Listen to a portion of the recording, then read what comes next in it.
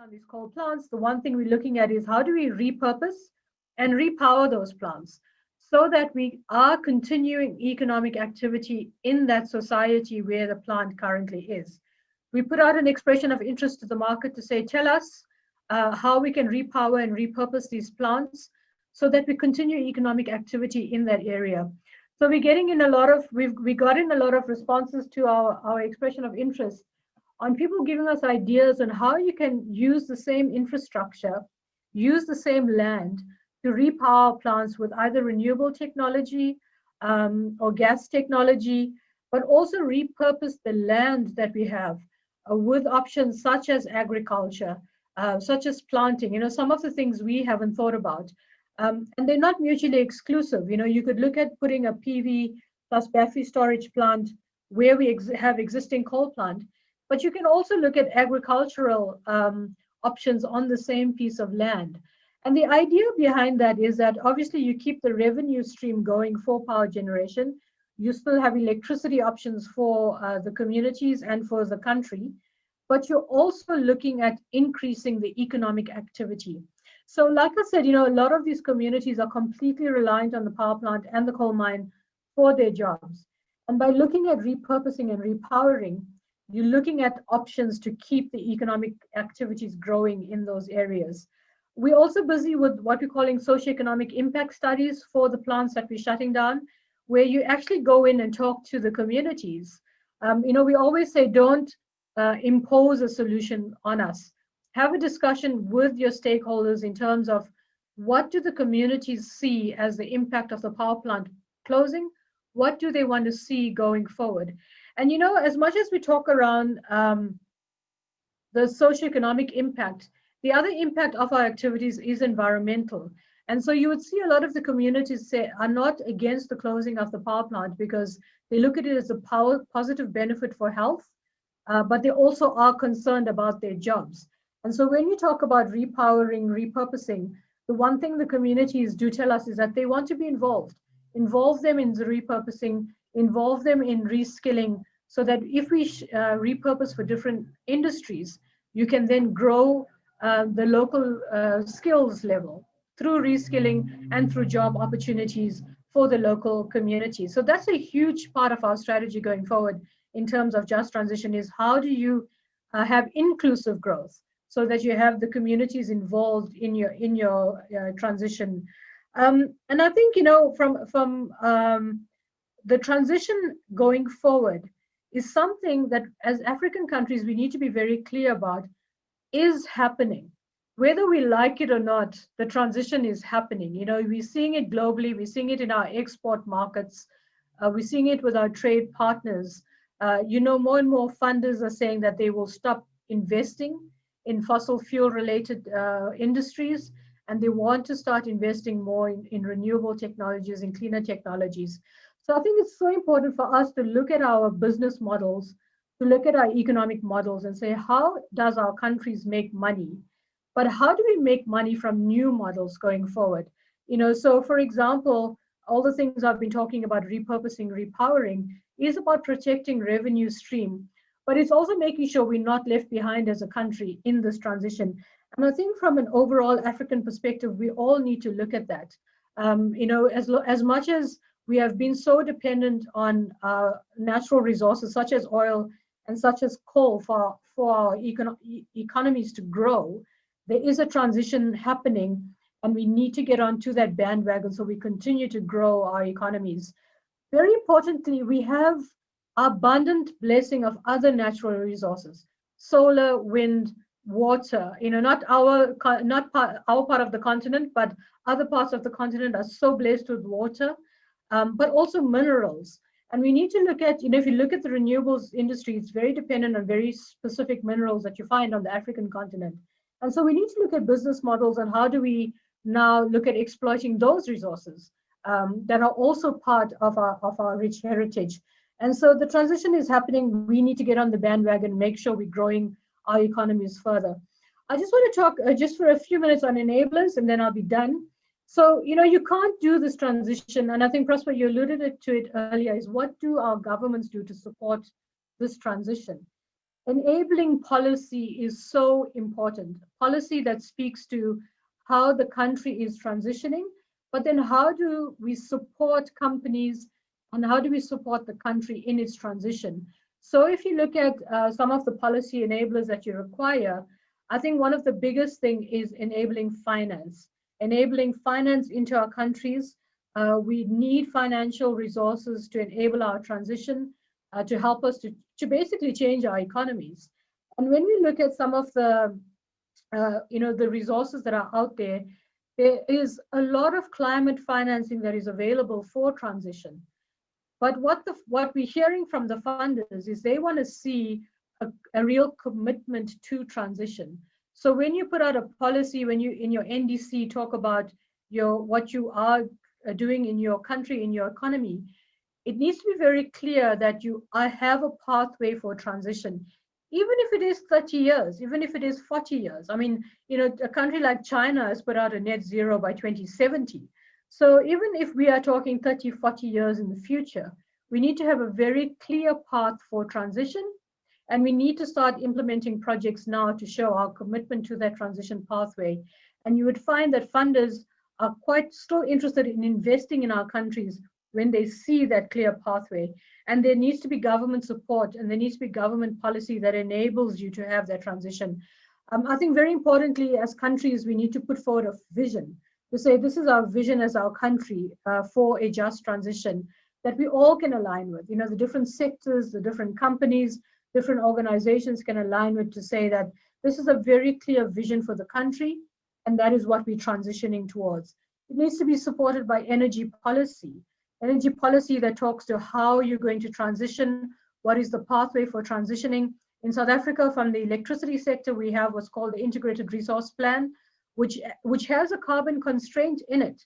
It has an emission reduction constraint to say, we're dependent on coal, but this is our pathway forward, and this is how we're going to reduce emissions going forward. And so that is quite supportive of us doing the work we're doing as ESCOM in saying, this is how we are going to transition forward. Trade and industry policy needs to also support what you're doing. And if I look at electric vehicles, for example, huge import costs, we can't afford those vehicles. So you need to look at incentives, taxes, the carrots and the sticks that will drive the transition and enable us to move in that pathway. So, the policy support, financial support is extremely important. But lastly, I just want to say collaborative effort. The transition is not something you can do on your own as a company. It's not something you can do on your own as government. You need to have collaboration across business, civil society. Civil society plays a huge role in enabling some of this transition forward, and governments working together collaboratively to say, if that is our vision as a country, how do we work together to get there? And that is what we're embarking on now as South Africa in ESCOM driving the just transition. A huge part of our strategy is collaboration and working with other stakeholders. And so I think, those are the important things we need to look at how we work together. And I also want to just extend that to say, not only within your country, there's such a huge opportunity here for us to work together as African countries across borders in regional collaboration to move forward this just transition discussion collaboratively. Thank you, Prosper. I'll stop there and happy to take questions later. Thank you very much.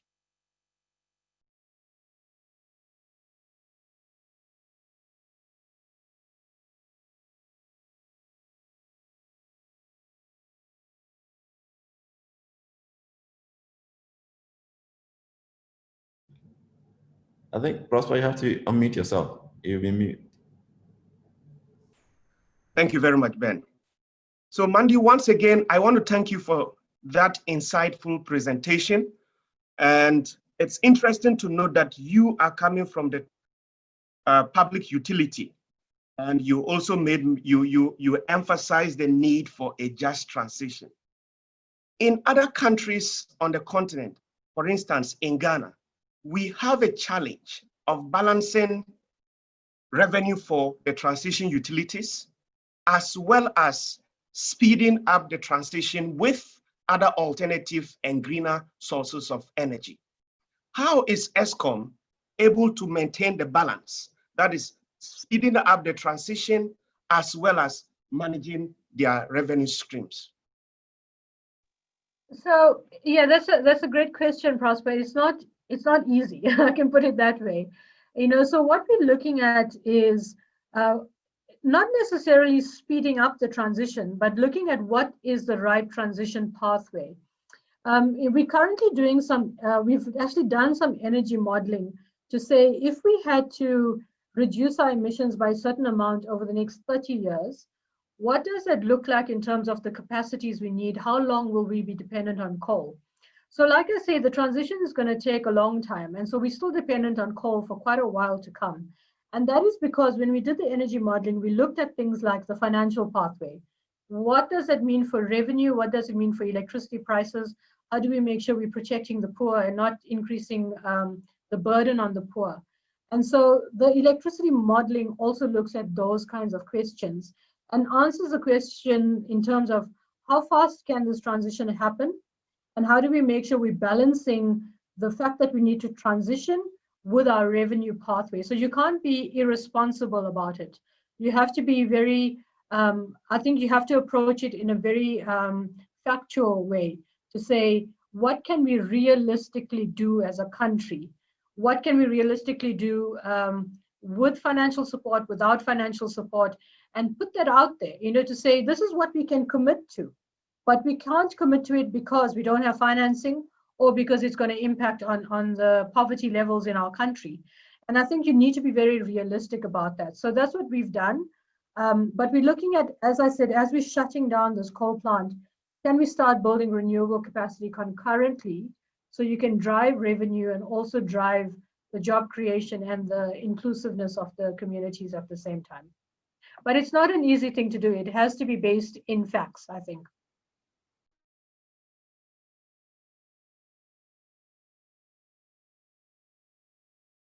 Thank you very much, Mandy. Now we go to our second speaker. And our second speaker is another phenomenal professional with so many years of experience in academia and international development on matters of infrastructure, energy, climate change, and the environment. He is presently a senior environmental affairs officer at the African Climate Policy Center of the United Nations Economic Commission for Africa, UNECA. And here he leads a portfolio of work on energy, infrastructure, and climate change. It's important to note that before he joined the African Climate Policy Center, he was a renewable energy innovation and technology analyst at the International Renewable Energy Agency, IRENA, in the United Arab Emirates. And again, prior to working with IRENA, our second speaker was an industrial development expert with the Energy and Climate Change branch of the United Nations Industrial Development Organization, UNIDO, based in Austria, that is Vienna. Ladies and gentlemen, let's welcome our second speaker, Dr. Linus Morpho, to also make a 10-minute presentation. Dr. Linus, you're welcome, and you have the stage. Thank you very much, Prosper, for your kind introduction. And thank you to those highlights from what is happening in South Africa and in the context, in the global context. And thank you, Ben, very much for inviting us to this wonderful event, and congratulations for a wonderful concept. Prosper, let me start by saying Africa needs plenty of energy. If we are to industrialize, if we are to provide health and educational services, and that is even more so today that we see the impacts of the COVID-19, we realize, for example, that even if you did have health facilities without access to energy, you couldn't really do much. We need plenty of energy to increase urbanization, tackle climate change, because climate change is resulting in more heat waves, and so which means in some countries a lot of people will be have to use more air conditioning and so on. If we look at the situation on the continent, the actual reality is what I call the paradox of deficit in abundance. And I can talk to you about 3 deficits.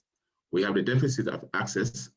Of the 800 million people in the world without access to electricity, almost 600 million of them are in Africa. We have a deficit of capacity. If you look at the installed electricity capacity in Africa, we are somewhere about 230 to 250 gigawatts. That is nothing compared to 2,000 gigawatts that China has. That's nothing compared to 360 that India has, for example. In terms of generation, we are also very low. We are around 915 terawatt hours. Again, that is minuscule compared to what you have in China, over 7,000 terawatt hours. What you have in the US, close to 5,000. India, over 1,500 and so on. That's a big deficit. We also have the deficit of infrastructure, which also alludes to the point Mandy was making about the limitation of what that deficit brings in terms of how we work as African countries to address energy and climate change for that matter. We have very weak transmission systems, very weak distribution systems. So much so that you have situations where countries have a very low access rates, but the electricity generation is more than what they can use because the infrastructure to take the electricity where it's needed is not there. So these are big challenges that we have on the continent, and then all of these are enshrouded in climate change and now the COVID-19 situation and how we should recover from that. If we really are going to do all of those things I mentioned about the need for energy earlier, then this capacity of 250 gigawatts will have to increase to at least 1,200 gigawatts. That is just over half of China's today by 2050. The generation will have to increase more than 3 times to over 3,000 terawatt hours. The current share of the energy mix in Africa is that gas is still extremely important at 39% of the generation. Coal is 29%, but as Mandy says, most of the coal is dominated by South Africa. Oil is only 10% and hydro 15%. And the renewables, wind and solar are only 5%. Yet, Africa has got abundant renewable energy resources. We have over 20 gigawatts of geothermal, over 350 of hydro, over 120 of wind. 40% of the solar irradiation globally falls in Africa, and so on. So this is, again, another paradox that with this abundant fossil and renewable energy resources, with so much demand and the case for demand, where are we going to go?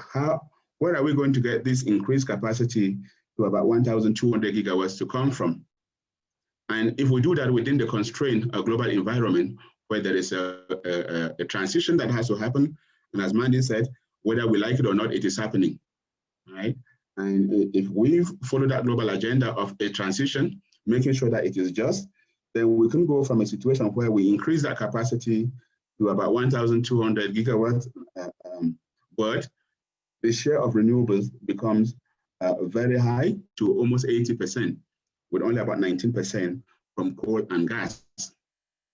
So this is a big agenda that we have. Whichever way we want to go through the current deficit, to address the current deficit, to the capacity levels that we need in order to industrialize, reduce poverty, increase inclusion, and so on, it's a huge investment. If we're going to bring that capacity, those capacity additions, we could be talking about between $3 to $4 trillion. Where would that money come from? When there's increasing reduction in the fiscal space of countries, where countries can raise money from, where there are increasing demands from health, education, and other services. So basically, from a public perspective, we don't have the money, right? And so the money has to come from the private sector. But at the same time, African countries have shown great leadership in climate action, in taking climate action seriously. 50, have signed the Paris Agreement, and 50 of them have ratified the agreement with very ambitious NDCs, I must say. In fact, when we estimate what the countries themselves say they need to implement their NDCs, it is somewhere between $2.6 to $3 trillion, almost roughly 50-50 in terms of conditional and unconditional financing. Even if you were going to say that they would probably only need 30% of those resources from unconditional, i.e. own resources, it is still a lot of money, which is not possible to get, especially under the current situations where exports have declined, especially for those resource exporting countries, where the transition is going to cause a big fall in demand for oil, a big fall in demand for gas, and so on globally. And so the countries now need the monies to implement these NDCs, and the money is not there from the public perspective. So the money has to come from the private sector. And this is where the interesting thing then arises, because when you speak to people in the private sector, they say that they have plenty of money. And it is indeed the case that there's plenty of money in terms of pension funds, especially from developed countries and indeed in African countries. And then when you talk to the governments, they say they have all of these needs for investment, but the money is not there.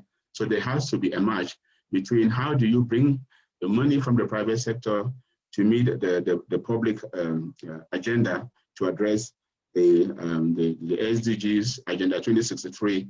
And it is interesting that we are now at the beginning of the decade of action to deliver on the SDGs, only 10 years ahead of us. Where are we going to get the money from, and how can we ensure that we deliver on the SDGs, on the Paris Agreement, and on the African Union's Agenda 2063? So the private sector then becomes critical in doing that.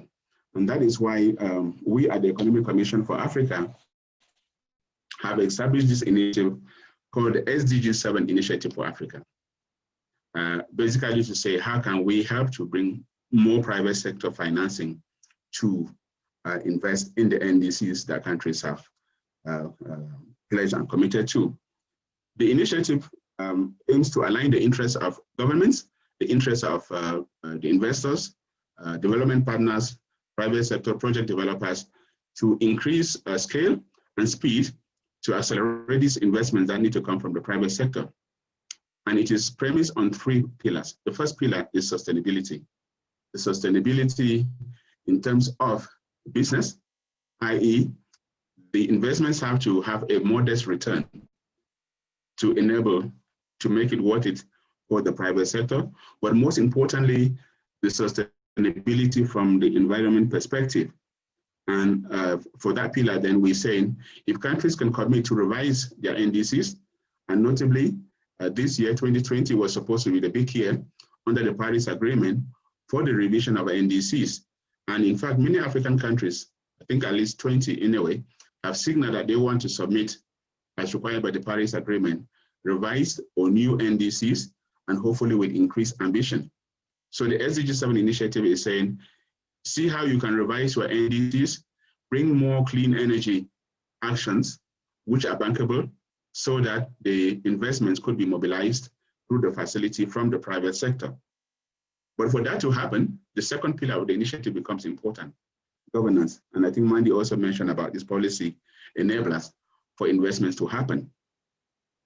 Governments have got to look at how the governance of the energy sector is, what are the barriers that need to be removed and addressed so as to create an enabling environment for the private sector financing to happen. And we are doing a lot of work now already with many countries in Africa, trying to look at the policy and regulatory framework in the energy sector and seeing how those could be improved to address the issues that need to be addressed so that the private sector can happen. And then if those 2 pillars are properly addressed, then the third pillar, which is finance, we believe is ready to readily happen. And we can now go to the capital markets and mobilize financing from there. And that financing will come because, as I said, there is a huge capital available looking for modest returns, but we need to address the governance issue, and that would happen.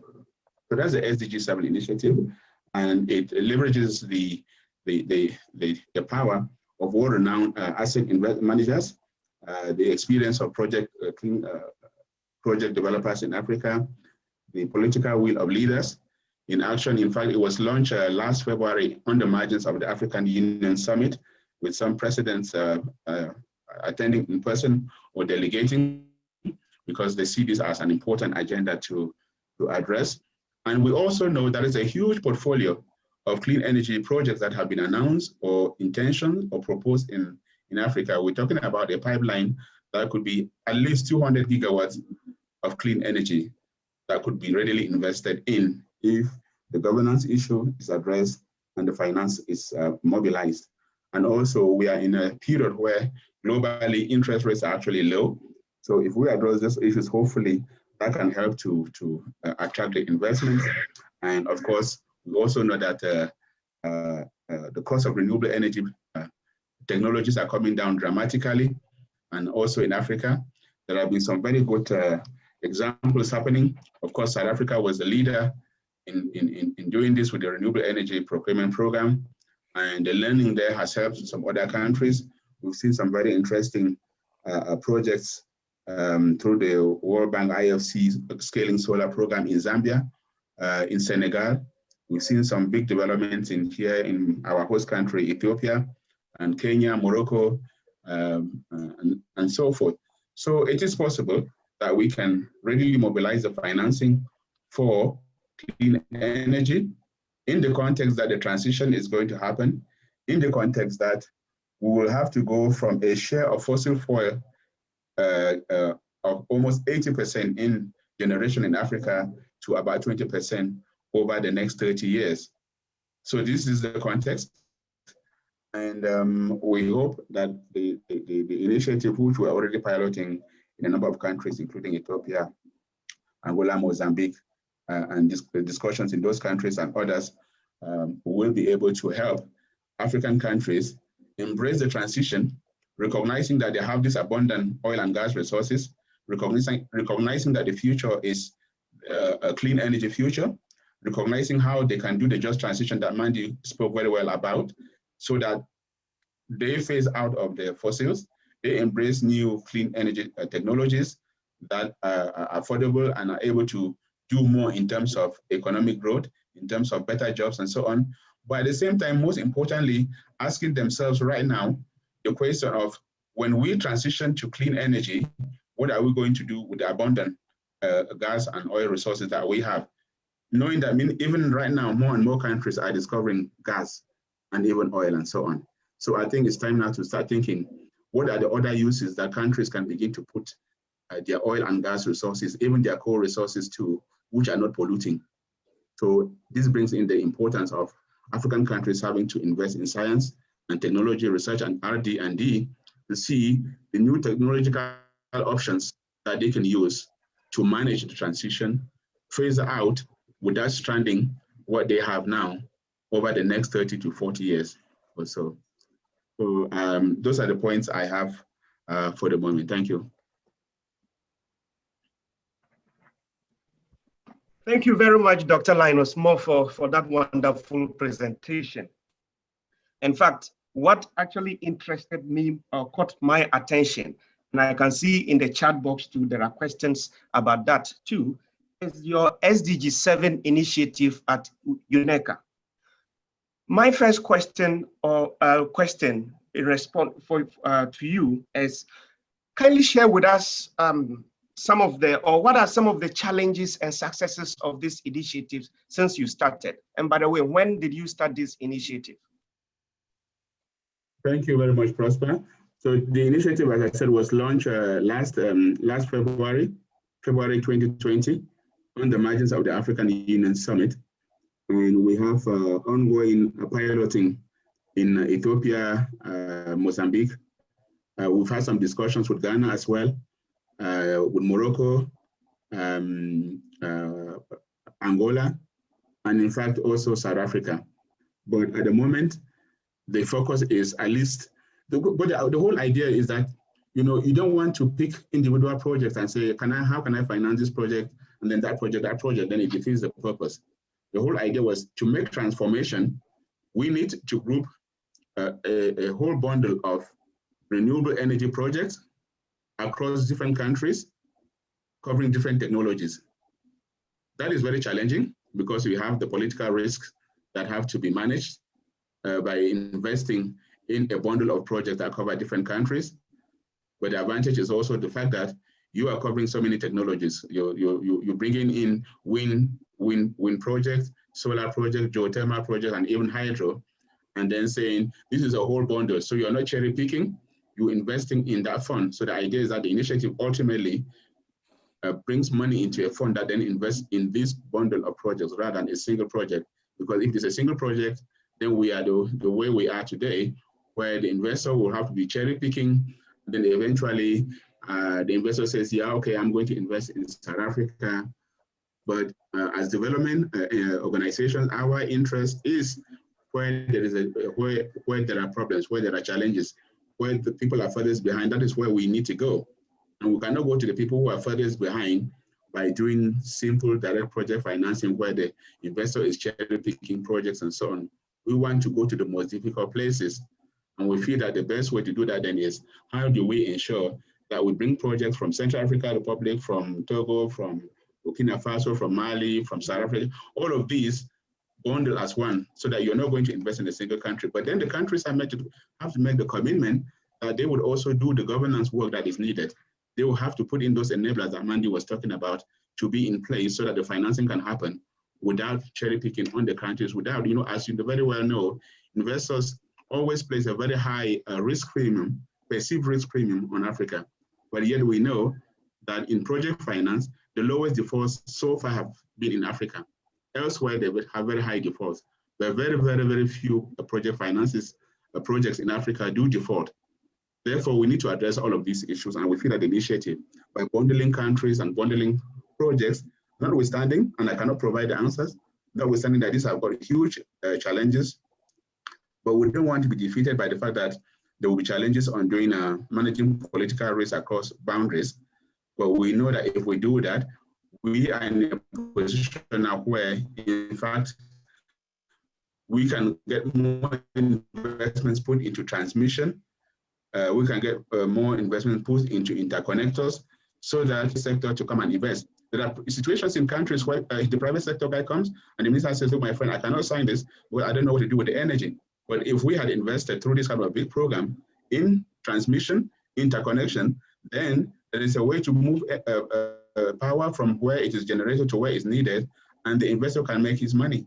So these are the issues that we need to address, and the initiative is hoping to address together with the political leadership, together with the institutions of the continent. For example, we have the Big Continental Program, which is the PIDA, the Program for Infrastructure Development, and PIDA is trying to address all of these big issues of the transmission, the interconnectors, and so on.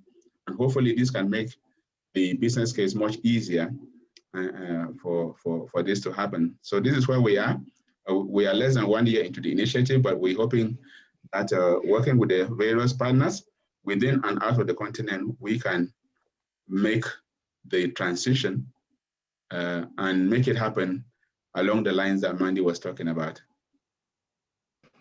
Thank you very much, Dr. Morpho. And this is just a reminder to our audience. You are currently taking part in the first session of the 6th Africa Oil and Governance Summit put together by the Africa Center for Energy Policy.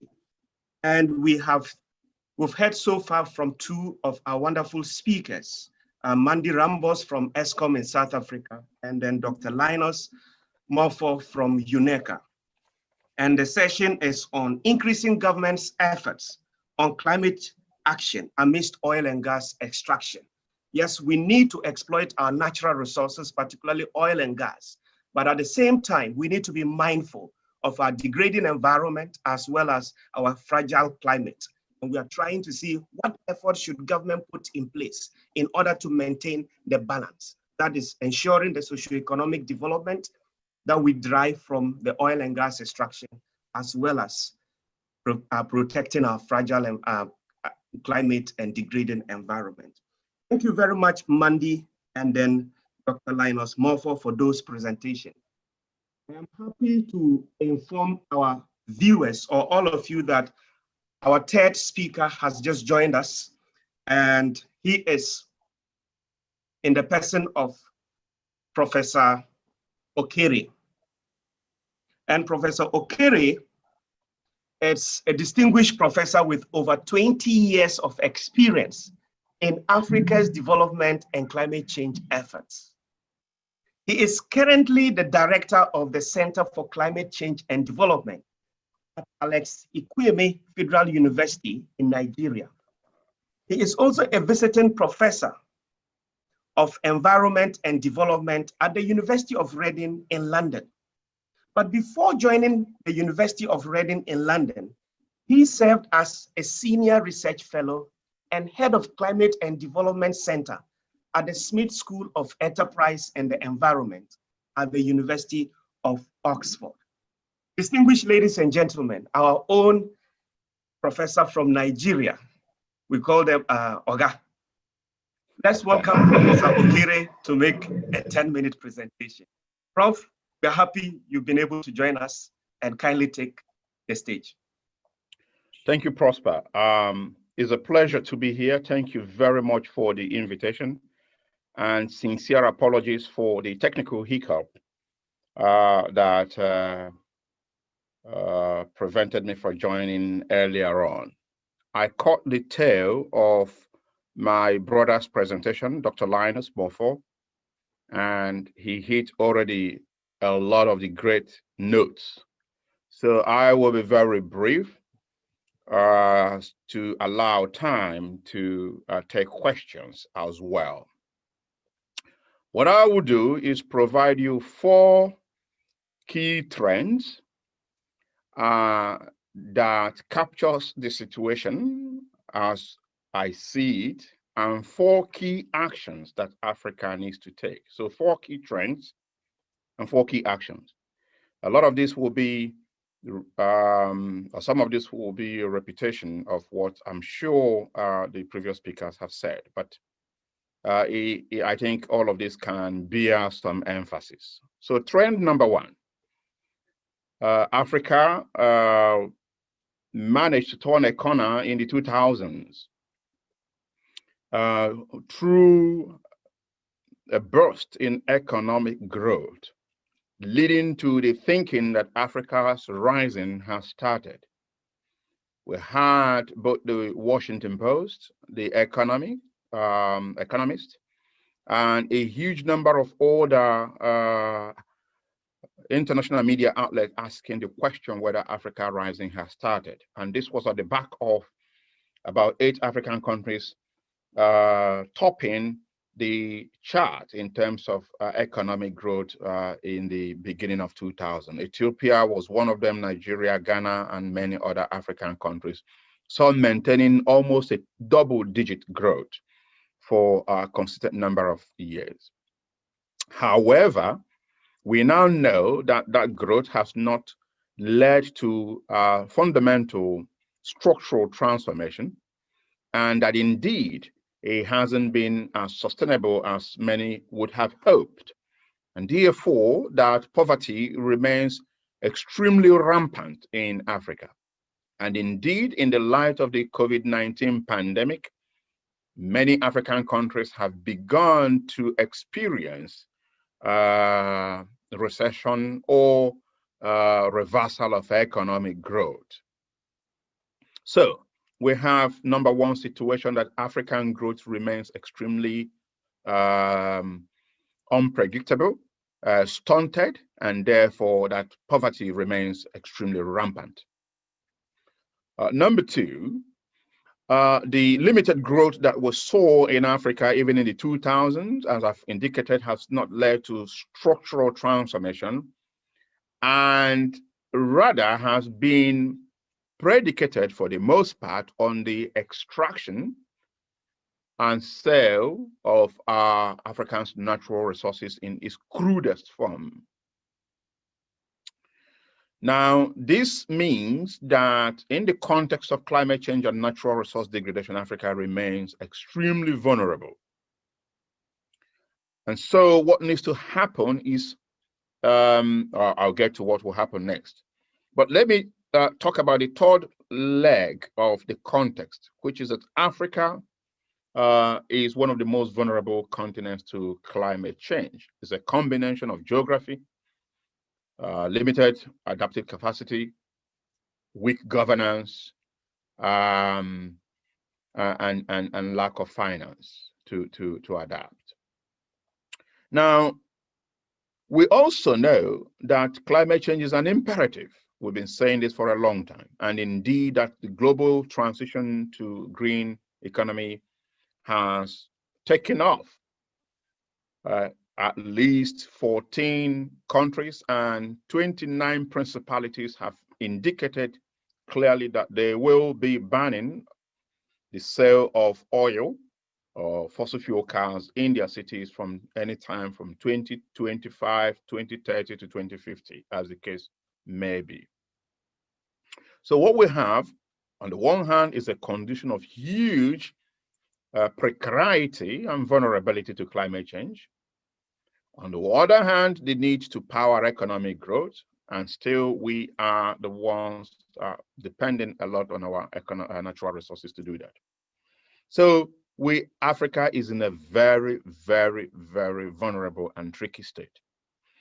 If Africa says, oh, we don't care, we will continue to extract our oil, they will be very, very severely weakened, because the finances that will enable them to continue to extract will soon leave them.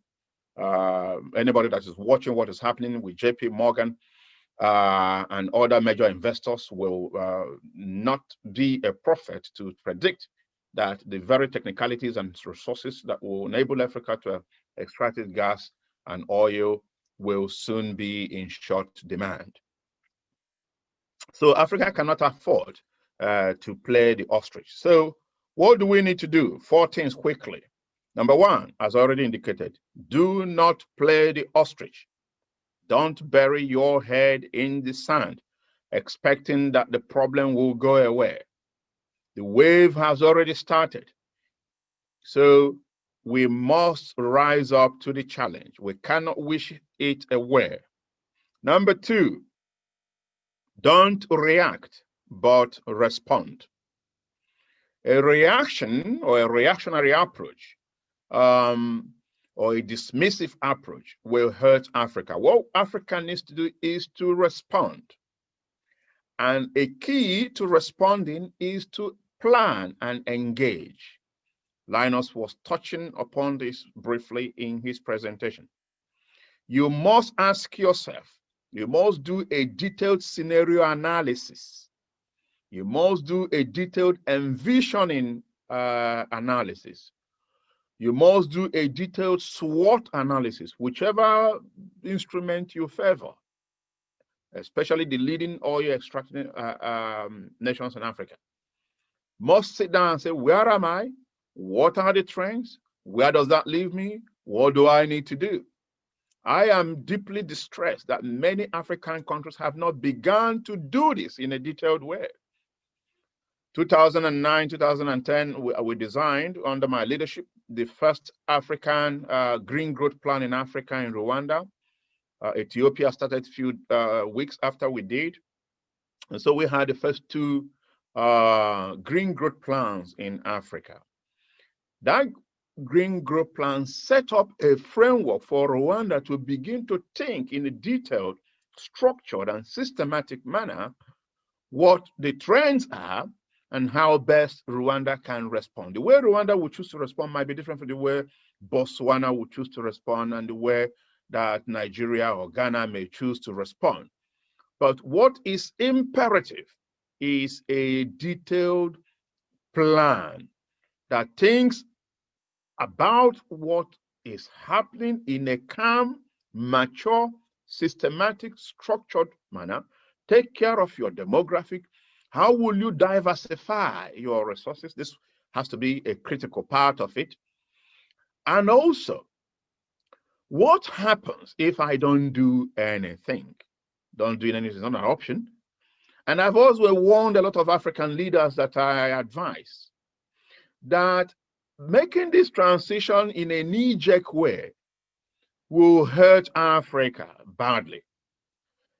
Just saying, oh, okay, in fact, we were in a very high-profile meeting a week ago, and a number of world leaders were already asking Africa, where is your plan for net zero? Where is your plan for net zero? And so African leaders are going to come under intense pressure as soon as the West gets their act together. For a long time, they've been denying climate change, some of them, especially in the US. But as soon as they begin to get their acts together, they're going to turn the pressure on Africa.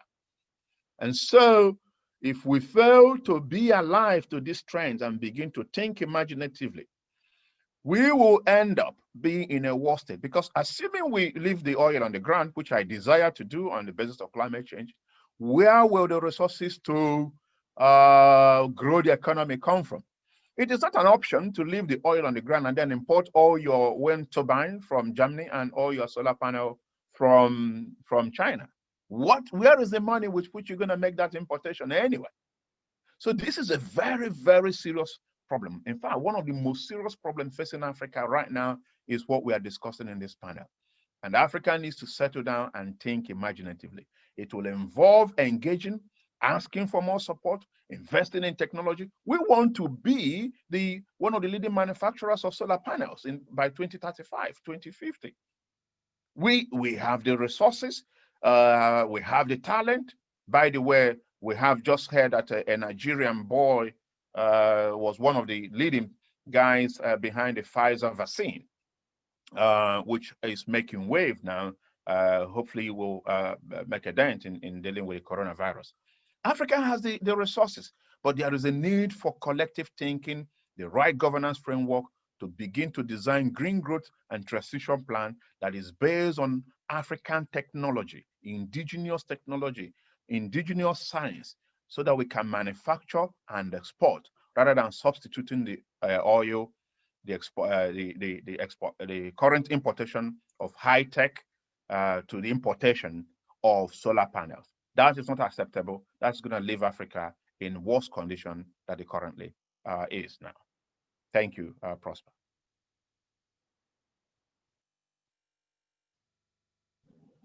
Thank you very much, Professor Okere, for that wonderful presentation.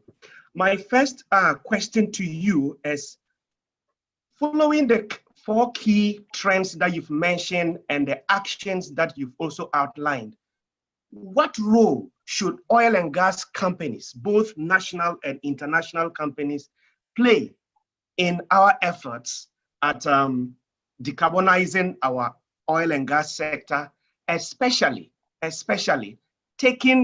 contributing to the 4 key actions that you have outlined? What role should or can the oil and gas sector or oil producing companies play? That's a very valid question. Ideally, we know from basic economics that businesses exist for 2 things. Number 1, to keep to regulation, and number 2, to make money. However, many of us have argued forcefully that the business has a 3rd role. That role is a role for corporate social responsibility and on the context of enlightened interest. It is in this light that I will urge oil companies to please bring to the government, the nations wherein they currently do business, the knowledge that climate change is no longer a fanciful idea by some of some queer scientists. It is now one of the most important challenges, economic development challenges facing Africa. I know this because Shell, ExxonMobil, BP, all of these people have been doing long-term scenarios, some of which incorporate serious thinking about climate change. But I'm aware that they are not often very sanguine in bringing these scenarios to the attention of the governments of the day where they function. And I am urging them to make these scenarios clear and open to these governments, so that there can be a meaningful conversation with the government about how together they can work to avert, a very disruptive transition. The smoother the transition, the better. And this means also thinking how part of the money that are given to the government and some of the money that they are taking away back to their home countries can be invested in a systematic way in research and technology that can enable African scientists and African countries to be able to take a leading role. I don't like the idea that the best of the science and technology effort that is happening in solar, in wind, are not taking place in Africa. Oil companies have, in my view, one of the primary responsibility to fund some of these innovation and science so that we can position Africa to manufacture these things that can take over from oil. But also, even a detailed analysis of just transition patterns. Because if we succeed in this transition, some oil company workers are going to lose the job. So there has to be a systematic attempt and program to begin the reskilling and retraining of the people that are going to be affected so that this transition can be smoother. Those are the two most important roles that I think that oil companies can play to help their host governments manage this transition in an intelligent and smart way. Thank you very much, Prof. I would be throwing the same question to both Mandy and then Dr. Linus. But before I do that, I just want to acknowledge our partners or the partners to this summit, and that is Nurture International, and this is a climate and sustainable finance advisory firm. The second partner to this summit is Kina Advisory Limited, and they are a socio-economic advisory providing advice to companies investing and operating in Africa. I would also want to acknowledge the sponsors, as Ben already mentioned, and that is Oxfam, Ford Foundation, and NORAD. So if their representatives are listening, I want to, on behalf of the organizers again, say thank you for your kind sponsorship and partnership. Now, back to Dr. Morpho.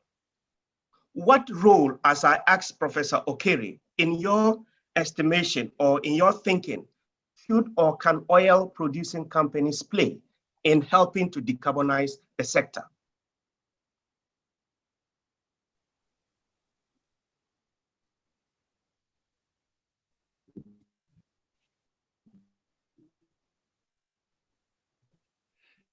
Thank you, Prof. And Prof, okay, thanks very much for those wonderful points. You really said it all. Hello? Yes, you are loud and clear. Yes, we can hear you. Okay, thank you. No, thanks, Prof. And I was thanking Prof. Chooks for those great points, and he's really made the points. Basically, it is a situation of enlightened self-interest, i.e., when everybody, all the actors have got to go for a win-win situation, and oil companies, of course, if they've invested already in exploration, they too have this to see that the transition is coming, and then they have to also begin to think of how they work with the government to manage the transition in a way that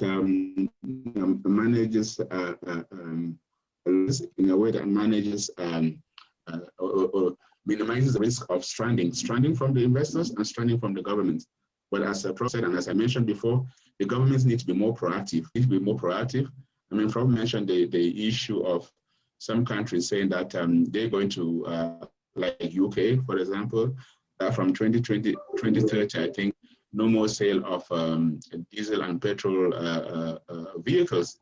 Now, if they made that policy, then the private sector will have to work with the government, to hedge their investments so that they comply with the policy. At the end of the day, the private sector will have to comply with policy. They look for profit, but the policy will define how they get the profit and what the constraints of the profit would be.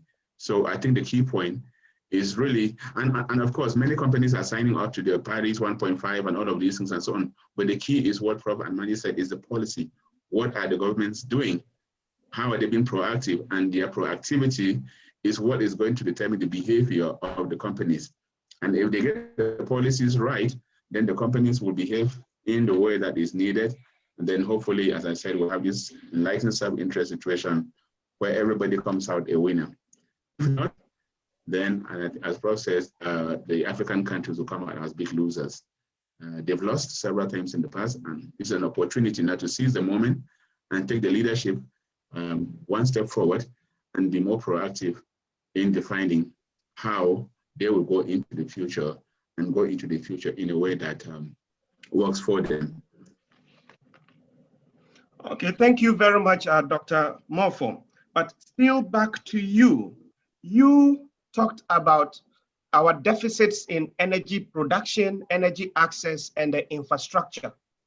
There have been studies that demonstrate that about 25 to 30% of our green gas emission comes from transportation. And as a result of that, there has been a lot of promotional activities and efforts to deploy more electric vehicles. Some of these electric vehicles will have to depend on the inadequate energy generation. How do we balance the cutting down of greenhouse gases by introducing electric vehicles and at the same time ensuring that we have enough energy for other sectors? This is to Dr. Linus Morpho. Well, thank you, Prosper. And again, it goes to the point that Ogachu was saying, you don't do things in a knee-jerk manner. You have to plan for an electric mobility Africa. And you don't just wake up today and start doing electric vehicles. You have to plan, you have to look at where you are and say, if you're going to introduce electric vehicles, how would they come? How would you provide the infrastructure that is needed for charging them? How would you provide for the phasing out of the old vehicles and recycling them or whatever you need to do with them and so on? But it's about process planning. You have to plan the transition to electric mobility in Africa. You look at what is needed to ensure that before the vehicles come into the market, you have the infrastructure that is needed. You don't want to say, okay, we'll start bringing electric vehicles. Then you bring in electric vehicles, you want to start charging them, you don't have charging points. Then you're charging them, increasing the demand for electricity. And that demand for electricity is coming from coal and so on. Then you're stuck because you don't have the money now to build new plants and so on. It's all about planning. If you start from where Mandy said, you know you have all of these fossil fuels, they can be retired. How can you retire them and replace them with resources? And then with those cleaner sources, you begin to plan for electric mobility. Imagine, Africa has got the renewable energy minerals of the future. All of the minerals that are needed are here on the continent. If you say DRC, for example, can place itself to be the nerve battery, the nerve center of the electric future, because they have all that is needed for batteries and so on, then other African countries begin to coalesce around that. Then other African countries begin to work on, let's say, enabling the Grand Inga to happen, because you need a huge amount of energy to produce those minerals and to transform them and to get the industrialization that is needed for DRC and neighboring countries to become key battery nerve centers in the global value chain, but most importantly, within the Africa continental free trade, which would then enable things to happen. Just by planning, look at enablers like what the Africa free trade could do, and also look at the issue of gas. You can go from use gas over a period of time so that you phase in some of these new technologies, but it's all about planning. The government needs to plan and plan properly. You don't plan alone, because now we have hopefully a borderless Africa with the free trade area. You plan as a group, you look at the challenges, opportunities, and then see which things can happen where. And with that integrated planning and joined up thinking, we can actually enable the transition to happen without losing, but actually benefiting quite a lot through it, in my view. Thank you. Thank you very much, Dr. Morpho. My next question goes to Mandy. Mandy, you are a member of the South African delegation to the United Nations Framework Convention on Climate Change. Now, do you think African countries should have a united position at COP26? That is the COP26 scheduled for Glasgow next year. Do you think they should have, oil-producing African countries should have a position? And what should that position be if we think they should? Thanks, Prosper. That's a difficult question for me to answer. You know, like I said in my earlier intervention, in the climate negotiations, African countries, all 54 countries, have a very strong alliance and very strong positions on various things, more especially on adaptation measures. You know, like I said earlier as well, our African countries are very vulnerable to the changes in the climate. And so we have a very strong drive to ensure that we get financing for adaptation measures. But there is a little tension if it comes to, when it comes to oil producing countries. And like I said, we're not an oil producing country, so it's difficult for me to answer that question. But I think you must bear in mind that often the positions of oil producing countries, and I don't particularly mean African countries, I mean generally oil producing countries, is to continue with the use of fossil fuels, which, as you can imagine, goes against a lot of other views on in the negotiations, including views from African countries where we do want to see more progress in terms of ambition on mitigation and ambition on reducing emissions. You know, there was a question on the chat as well, is that should African countries be looking at moving away from fossil fuels? I always come back to the point that we are extremely impacted. As a continent, we are the most vulnerable to changes in the climate. So the more that we can do to reduce emissions, I think the more important it is. So I don't think that you would get honestly, I don't think you would get a combined 54 country view on whether we should continue with oil, because I think you would get a lot of opposition from that, from our own neighboring countries, from African countries. And the oil producing countries coming together to form a position have done that in the past. But again, there's been a lot of tension in the room when that discussion comes up, from, you know, based on the various things our two previous speakers pointed to as well, which is that the transition is happening. And if we don't get onto that bandwagon, there's a lot of opportunities that we are going to miss. I think it's important, you know, as African countries, we don't just have oil and coal. We also have wind, we have water, we have the sun. And I think we need to look at how we start looking at those resources and making our money from those resources going forward. Thanks, Prosper. Thank you very much, Mandy. Now, I'm going to take some questions that our audience sent to us in advance, and they were very generous enough to direct them to each of you, our panelists. And the first question comes from Johnny, and Johnny works with the Ghana Institute for Management and Public Administration. And the question is of Okereke. Prof, Johnny wants to know whether we have some best practices on environmental policies that African countries can adopt to optimize and benefit from the oil and gas industries. Are there any best practices from other countries that, or outside Africa, that other African countries can adopt? Thank you. That's a very good question. The answer is broadly yes, but it depends on which side that you are looking at. One of the major tragedies in the world that Africa has dealt or manages resources is the lack of setting aside a substantial amount from the proceeds of oil and other natural resources in the nature of sovereign national wealth or sovereign fund, to be able to then commit such funding or money to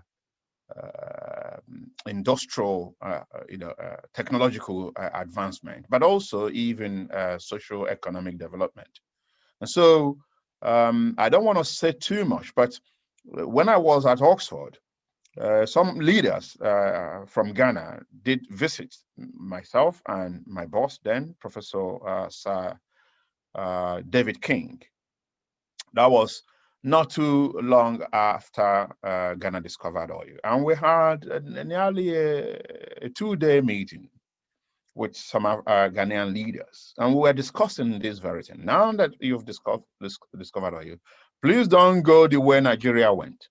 You know, don't follow Nigerian model. You know, and we discussed a number of different other types of model which Ghana could follow. And one of the things that was discussed in that meeting nearly 15 years ago now was the need to set aside a sovereign wealth fund to which significant parts of the proceeds can go. You need to save for the rainy day. I mean, we just had a COVID-19 shock in Africa, and Nigeria is, you know, with due respect, trying to borrow itself out of existence. You know, it is a shame that we have not in our own country, despite being called Oga by everybody, set the standard correctly. So this is one aspect of it. The second aspect of it is rigorous deployment of a high environmental standard in oil exploration activities. And you know that Nigeria is one of the highest gas flaring countries in the world. That's pure bad practice, especially when with some significant investment, these gas can be harnessed for CNG, for LNG, for LPG, and in some cases for transport of fuel. And so the second thing is look onto the people that have deployed a strong life cycle analysis procedure through which they are capturing value at every point in the oil production cycle.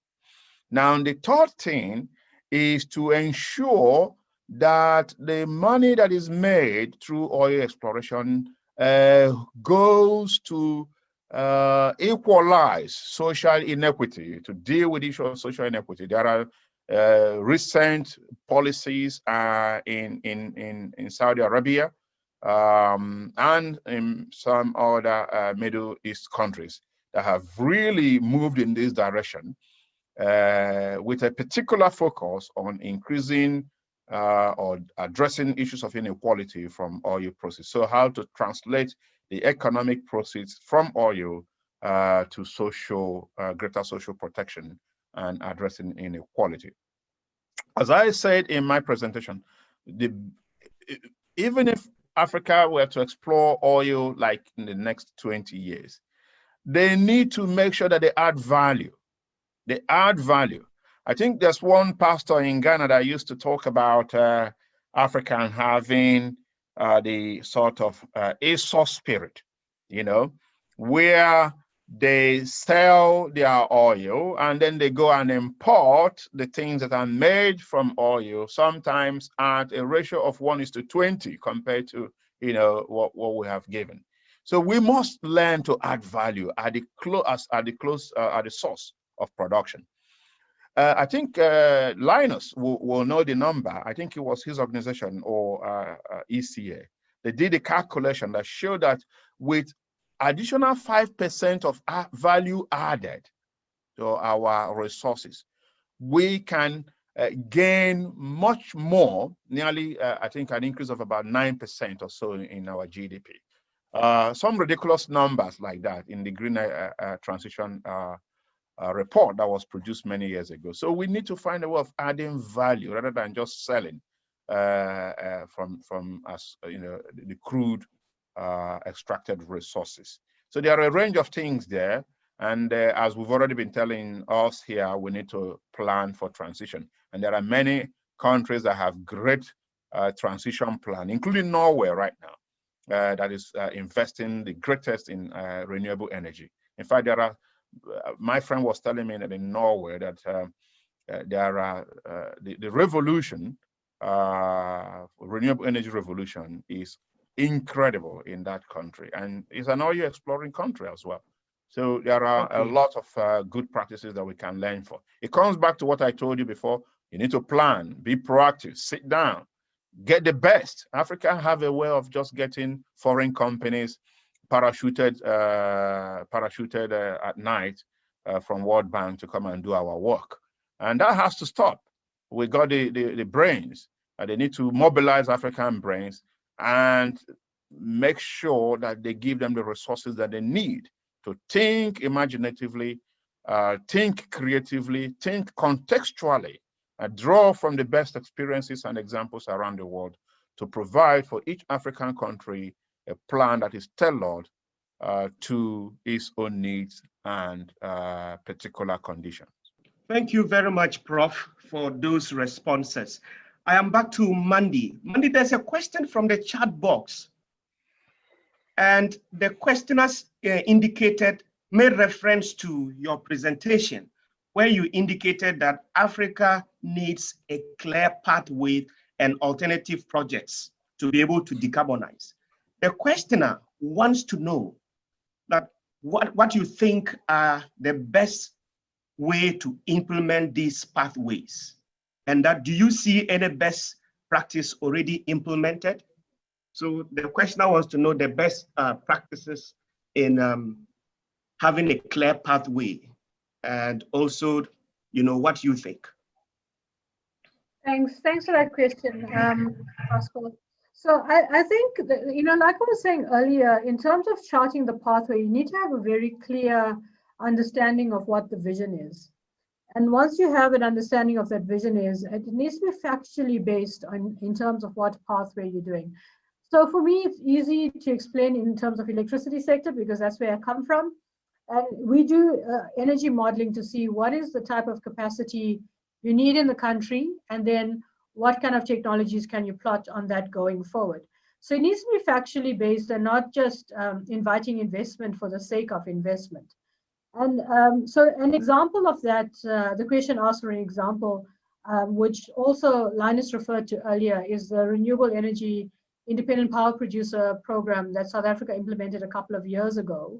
Yes, there were problems and there were teething problems with it, but I think the reason why it was successful, or some of the success factors, was the fact that there was a very clear policy direction that we wanted to invite investment in renewables in the country. Secondly, that there was a proper tariff and a feed-in tariff, so there was financial incentive. Businesses will not invest in your country unless there's a financial incentive, and then there's a return on the investment. So there must be a proper investment incentive, and then there must be implementation. So the policy was implemented by government, the correct structures were put in place to implement it, and that provided the clear pathway. So when we're looking at especially international investment, they want to see a clear pathway and a clear enabling policy and financing for it. So I think those were quite, for me, a good example of those kinds of pathways that are required. Like I said, there were problems with it, with the program, but it largely was successful in getting renewables on the ground in the country. So I would point to that example if people are looking for literature in that area as well. Thank you, Prosper. Thank you very much, Mandy. I must say that we have a lot of questions from our participants, and for the sake of time, we wouldn't be able to take all of them. So what we would do, in fact, I would pass this on to the organizers. We will take the questions, send them to the various panelists, and then we will send back the answers to all the people who have asked those questions. We are just left with some few minutes to end this session. But before I proceed to summarize or give you the key takeaway from the sessions, I want to go back to Dr. Morpho for your last message or key takeaway, or what you want listeners to go away with from this session. In 1 minute. Yeah, thank you very much, Prosper. The key message is, if African leaders or policymakers see challenges as windows of opportunity, they can take the global challenge of climate change and now COVID-19, and also the risk of the stranding of their fossil fuel resources as an opportunity to take a new thinking to develop a new climate economy type of thing, to say that you can address climate, but address it in a way that improves, enhances your economy. Because by the way, we know that climate change is because of development. So going forward in terms of development would depend on how you configure the pathways if you're going to tackle climate change. So let leaders take the lead, take the opportunity, know that the challenges are here and are out of your control, but you can leverage those challenges into opportunities that give you the opportunity to grow and grow sustainably, inclusively, and in a way that optimizes the use of your natural resources. Thank you very much, Dr. Mpofo. Professor Okereke, what is your last message? Failure to plan is planning to fail. Africa, wake up. As that. Yeah. Failure to plan is planning to fail. Thank you very much. You couldn't have captured it more succinctly than you've done. Ms. Ramboras, please, your final message. I think, like we said earlier as well, that the transition is happening with or without us. And we need to make sure that it does not leave us behind as African countries. So we need to get onto that bandwagon and make sure that we are actually prospering from the transition. Thank you very much. So ladies and gentlemen, we are just coming to the end of the first session, which was on increasing government's efforts in climate managing our climate change crisis amidst extraction of our oil and gas resources. We set out to achieve or answer 4 questions. The first one was, beyond the national determined contributions, how should the various national governments on the continent address the impact of oil and gas extraction on our changing climate? We had wonderful ideas. Mandy told us that there should be an enabling policy. With an enabling policy would have an enabling finance environment to be able to finance the transitions. And that countries need to also put forward a vision that everybody within their jurisdictions can align with. Professor Dr. Mpofo made us understand that beyond the national NDCs, countries should revise their NDCs to increase the share of renewable energy in their energy mix. And to answer this question further, Professor Okere gave us some 4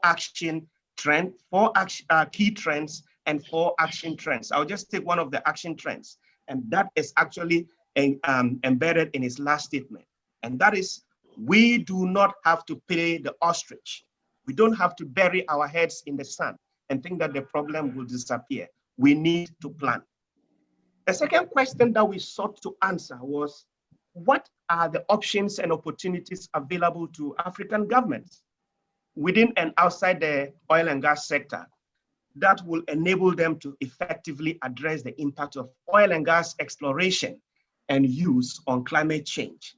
We had wonderful ideas. Mandy said we should transition to cleaner sources of energy and that the transition should be just. What she meant by that was the socio-economic impacts of that transition should be looked at, and will also take into account, the involvement of the community in this transition. And she also said that we should, to be able to make the transition just, we should repurpose and re-empower the land.